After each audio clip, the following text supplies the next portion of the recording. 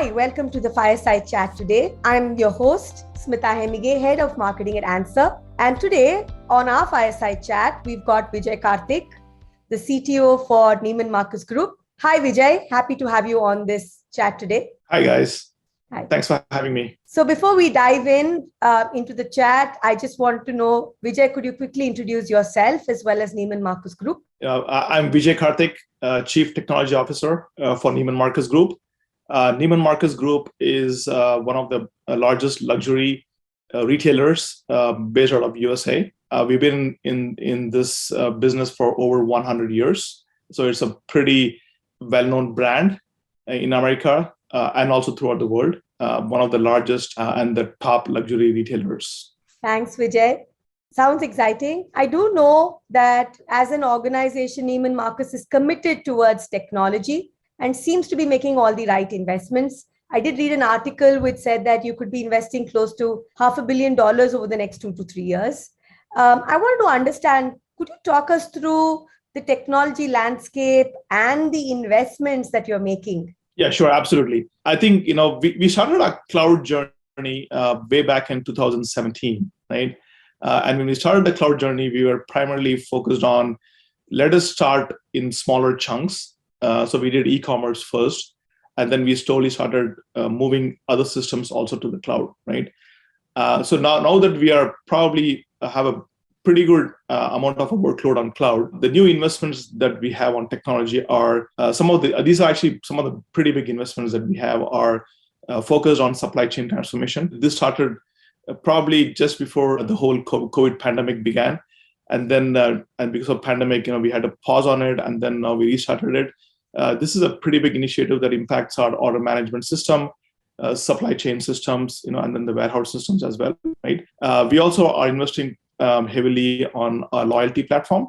We have another track of investment on a personalization platform as well. Plus, also doing some technology overhaul on our promotion management system as well. There's also other foundational investments that we're looking at in terms of mobile apps, store of the future, the mobile POS systems, some of the omni-commerce capabilities that we're working on. And of course, if you look at Web 3.0, we look at blockchain, NFTs, metaverse. So we are actually, we have done some foundational work around it. And then the plan is to expand on that. So those are some of the key technology investments that we're looking to make. So you've covered everything that every retailer wants to do in the market today. And also understand that you've set up a India team recently as part of the Neiman Marcus Global Technology Services Division. I want to understand, what was the thought? Why come to India, and what's the larger role that this team will play? We have been wanting to build a GCC for almost probably some time now, right? And early last year, we started exploring GCC, and we knew that we wanted to partner with Answer to build out a GCC. And we were pretty open-minded in terms of where we wanted to go. We had no specific choice as to where we wanted to go, but we wanted to look at the market and figure out where is the talent, where is the retail GCC's ecosystem, right? And then in terms of also, whether it is startup companies, ecosystem incubations, and all the stuff. So we aligned on building a GCC in Bangalore. We did a lot of pros and cons across the globe, various countries, various cities, and then we ended up with Bangalore. So now we are probably about several months into this. We have passed our initial design phase with Answer, and now we are into the actual operations phase. We are actually boots on the ground. We have teams actually getting built out in Bangalore. We first started off with we said, hey, let's start off with the engineering team first.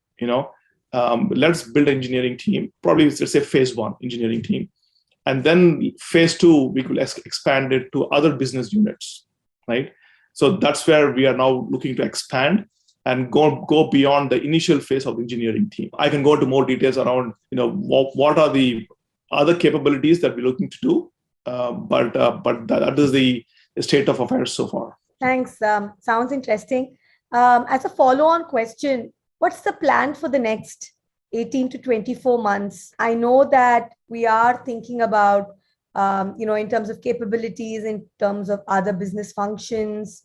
What are we looking at in terms of going forward, what this team will actually do, and how will they Yeah. contribute to the larger vision that the global technology team has? And, to also understand, we see that it's a extension of your headquarters, right? I mean, typically that's how GCCs get set up. So how do you see this extension or the mirroring of your HQ actually scaling over the next 18 to 24 months? Sure. Yeah. Yep. Absolutely. So the first phase I talked about was the engineering team. The engineering team was the first phase. We have a sizable number of resources who are actually already, boots on ground, and their operating model will be exactly what we do within USA, which is part of existing Scrum teams. We follow a product operating model, so they are part of the existing Scrum teams. They embedded into the Scrum teams, and they work off a product backlog, right? And now, as we expand the business units to the various capabilities, we are pretty open-minded across what we need to do. It's almost like we want to build a true global capability center, which means it's not just restricted to technology or engineering or certain functions. We are going to be opening up to across all the functions, whether it is finance, FP&A, legal, HR, talent acquisition, payroll, analytics, merchandising, pricing operations, enterprise systems, security, data, marketing, tech stack, and many more. So it's almost we just scratching the surface on this. We know there's a lot of opportunity, a lot of growth that we can do in India. There's tremendous talent pool that we can tap into. Beyond expanding within USA, our teams, we also know that we can expand pretty quickly and rapidly in Bangalore office. Thanks. So that brings me to my last question. India is also known to have a vibrant startup ecosystem, and the way you mentioned looked like you're looking to have as many number of offerings that you have back in your headquarters actually represented in your GCC in India and in Bangalore, to be perfect. Bangalore is also the home to a lot of the startups. Is there a plan that you want to also use the the vibrant startup ecosystem, as well as the academic network that India enjoys? Do you plan to build on all of that and also look at driving your innovation pipeline from India? Yes, absolutely. I think if you look at the genesis behind GCC was to go after a talent pool, right? Which is why we won't want to be focused on just certain specific skills. We want to go higher across the board. If you look at our engineering stack, we were very focused on wanting full stack engineers or T-stack engineers. Same applies to across other business units. We want to hire talent across other business units who are sort of full stack in their domains. And then when it comes to innovation pipeline, first and foremost is, we have an internal alignment on innovation strategy. It's almost like an innovation backlog. And then work with some kind of an incubation funnel, work with a lot of startups in Bangalore and probably India or throughout the world, and then help build on the innovation pipeline, right? There are a few other thoughts that we have in terms of like store of the future design labs. So it's almost like there is talent, tap on the talent, and have the talent, enable us to build the next innovation hub that we have for Neiman Marcus. Thanks, Vijay. Thanks for being on today's show. We really enjoyed it. Just to quickly recap, Neiman Marcus Group, a very well-known group over 100 plus years, known to be an luxury retailer. They are really serious about their technology investments. They seem to be steadily making those investments as they go along. They're doing everything that every other retailer is talking about, right? Through e-commerce, omni-channel presence, analytics, cloud, mobility. What can they do to enhance customer experience and so on and so forth. To work on this vision and charter, they realize that a team in India will actually help in adding, further presence back to their engineering talent back in their headquarters in the United States.